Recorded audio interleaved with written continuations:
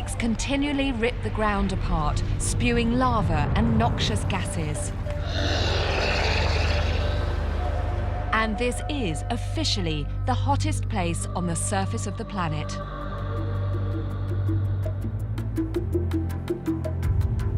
The idea that anyone would actually live here seems absurd. And yet there are people living here, as they have for thousands of years. A legendary nomadic warrior tribe called the Afar.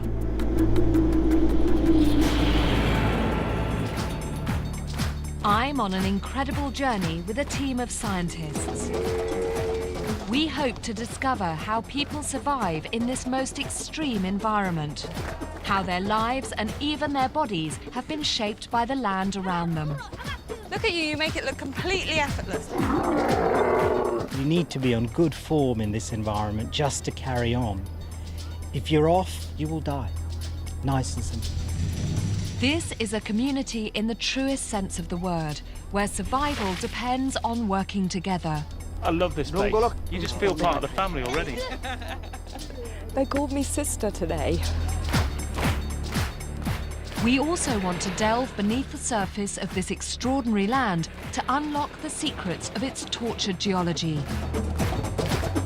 It's a journey that has taken us into the fabric of the Earth, broken apart by earthquakes. Whoa!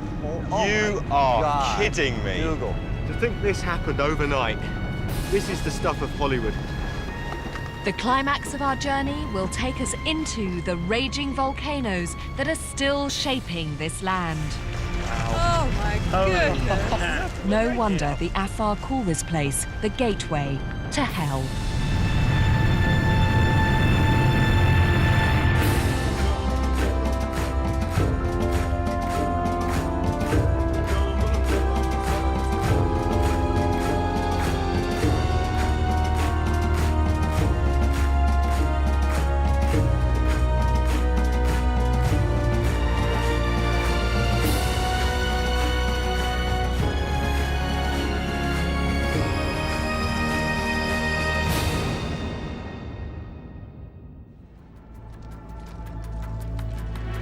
Our intrepid team of scientists and explorers has been in Ethiopia for 2 weeks, and we've endured a punishing trek just to get to the Danakil Depression, the hottest place on Earth.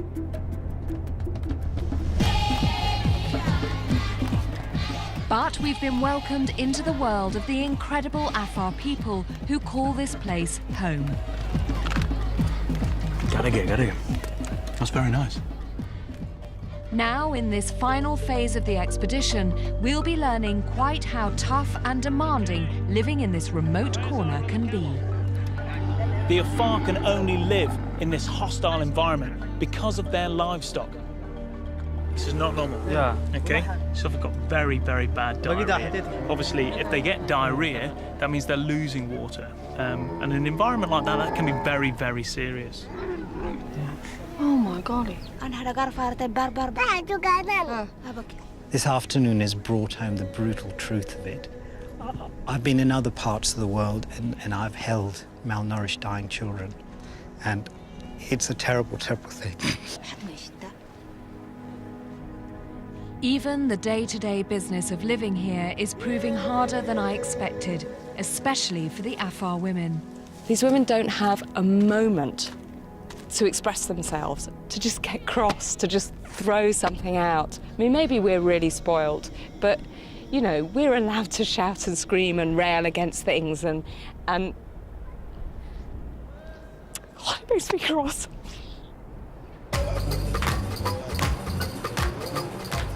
Meanwhile, Earth scientist Dougal will explore the final piece of the Danakil's incredible geological puzzle. This part of Africa is literally tearing itself apart. We've got steaming fissures, active volcanoes, and bubbling lava lakes.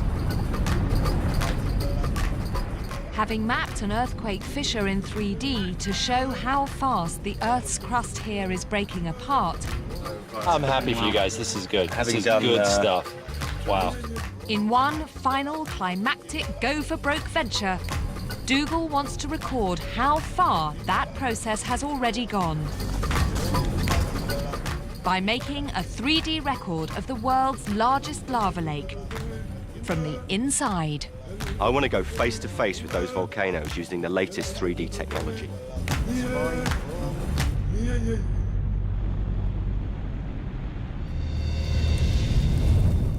As we approach our final week at Kusserat, we've become close enough to the Afar people to be included in more and more of their unique culture.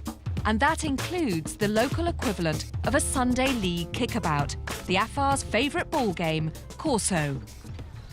Chief Galissa has invited Steve to play, but first he's going to have to figure out the rules. It doesn't have any rules except you play.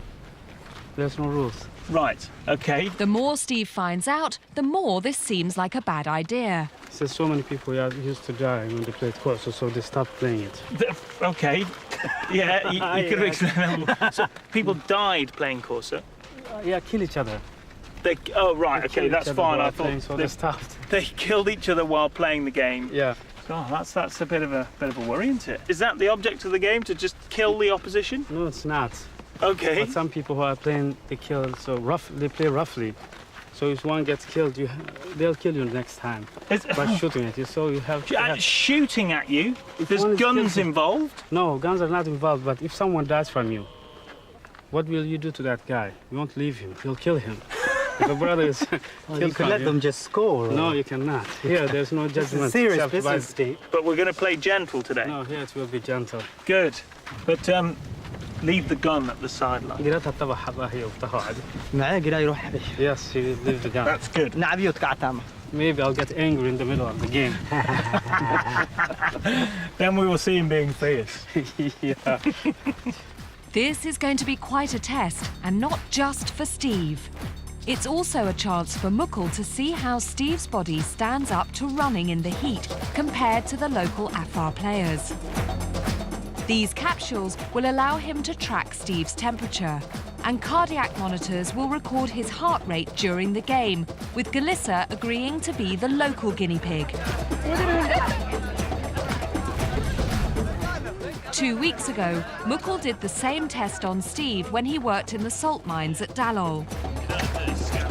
Then he wasn't sure if the Afar's better heat resistance was inbred or simply the result of living here.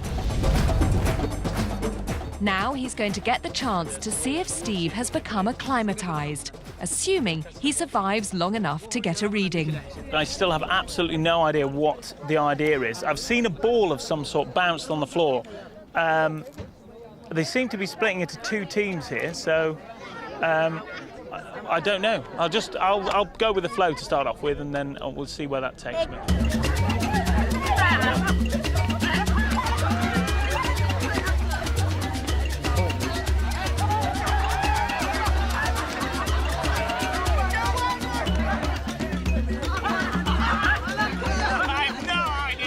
I think rugby at the breakdown is difficult to referee. This looks impossible. Well, I mean, that's obviously why you don't have any rules. You don't need a ref. What Steve is making up for in lack of skill, he's doing with size. I mean, he can just pick them all up under his arm, can't he? Galissa's well into this. He's obviously a past master of this game.